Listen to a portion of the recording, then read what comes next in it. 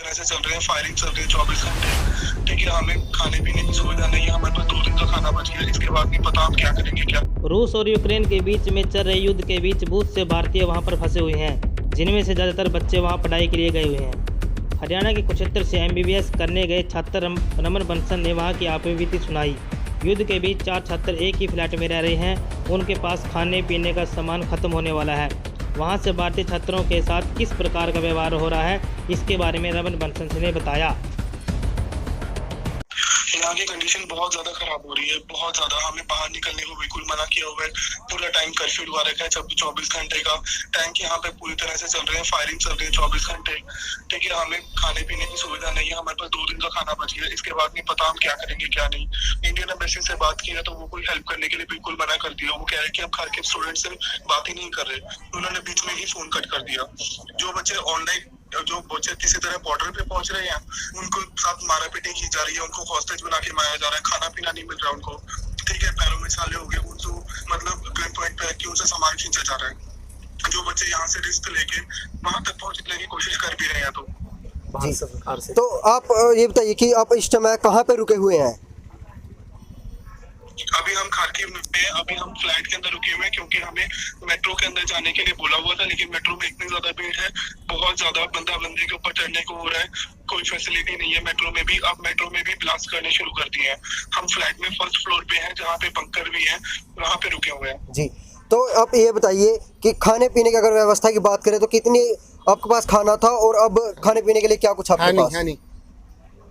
अभी जब हमें पता लगा तो जिस टाइम हम मार्केट में पहुंचे, सामान लेने के लिए पहुंचे, तो लोगों की कम से कम बहुत लंबी लाइन थी। हमने 4-4 घंटे वेट किया बिल करवाने के लिए।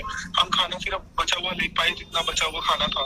हमारे पास हफ्ते तक का खाना था, 4 दिन निकल चुके हैं, 2 या 3 दिन और निकाल सकते हैं हम। इसके बाद है ना, हमारे पास खाना है और पानी फिर हमें टोटल का पीना पड़ेगा, जिसमें बहुत ज्यादा अमाउंट में क्लोरीन होता है, जो शरीर के लिए बहुत ज्यादा नुकसानदायक है। फ्लैट में इस वक्त आपके साथ कितने लोग हैं? मेरे साथ इस टाइम पे 4 लोग हैं। जी, तो भारत सरकार से आप क्या अपील करना चाहेंगे? हम भारत सरकार से सिर्फ एक ही अपील करना चाहते हैं भी किसी तरह कोई एक्शन ले जिससे हमारी उम्मीद बढ़े। हम हमारी उम्मीद सिर्फ गिरती जा रही है, उम्मीद बढ़ाएं। जिस तरह से इजराइल वाले वहाँ पे बच्चों के लिए वैने बुला के वहाँ से बॉर्डर तक लेके जा रहे हैं, हमारी भी कुछ इस तरह से हेल्प की जाए, ताकि हमें थोड़ी उम्मीद मिले, बच्चों में हौसला मिले और यहाँ से निकल सके, किसी भी तरह निकल सकते, कुछ भी करे। जो बच्चे वहाँ पे पोलैंड बॉर्डर तक आ चुके हैं, कम से कम उनको तो निकालना शुरू करे वहाँ तक भी। अब पोलैंड बॉर्डर ने भी ये कह दिया कि हम इंडिया की हेल्प नहीं करेंगे क्योंकि इंडिया हमारी हेल्प नहीं कर रहा। अब मुझे ये नहीं समझ किस चीज में हेल्प नहीं कर पा रहा। पहले हाँ, दूसरी चीज हमें एक तरफ दिलासा दिया जा रहा है कि हमें रशिया बॉर्डर से निकाला जाएगा। अगर इंडिया की और रशिया की इतनी अच्छी आपस में दोस्ती है, इतने ज्यादा सहयोग अच्छे हैं, तो वहाँ से रशिया उस बात को मानने के लिए तैयार क्यों नहीं है? हमें क्यों नहीं निकाला जा रहा, अगर जो इतने अच्छे संबंध बताए जाते हैं इंडिया और रशिया के? एक तरफ तो कहा जा रहा है कि आप जो तिरंगा है वो लगाकर अपनी गाड़ी से निकल सकते हैं, जो इंडियन लोग हैं वो बॉर्डर तक जा सकते हैं, कुछ ऐसा भी है वहाँ पे? आप एक बात बताएं, अगर हम बस में जा रहे हैं, गाड़ी में जा रहे हैं तिरंगा लगाकर, ठीक है, आप 17 किलोमीटर का रास्ता 28 घंटे में पूरा करते हैं, तो क्या मतलब बनता है कि आप 1200 किलोमीटर कितने घंटों में पूरा करेंगे? जी।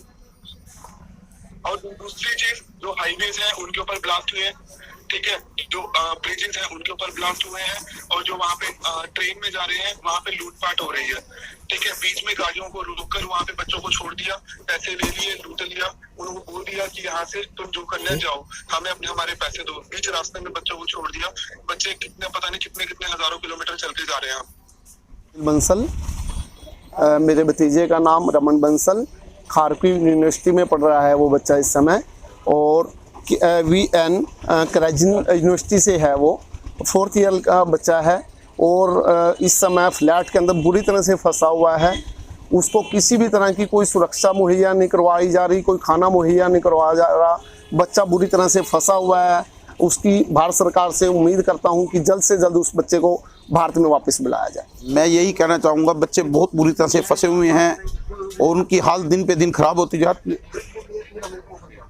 तो जिस प्रकार से उनके पास खाने पीने के लिए भी उनके पास खाने पीने की कोई सुविधा नहीं है। जो 1-2 दिन का राशन था वो खत्म हो चुका है, और बच्चे बिल्कुल बहुत बुरी तरह से सहमे हुए हैं। बाहर गोलियां चली हुई हैं और किसी प्रकार भी मतलब कि सरकार की तरफ से कोई भी सुविधा प्रदान नहीं हो रही।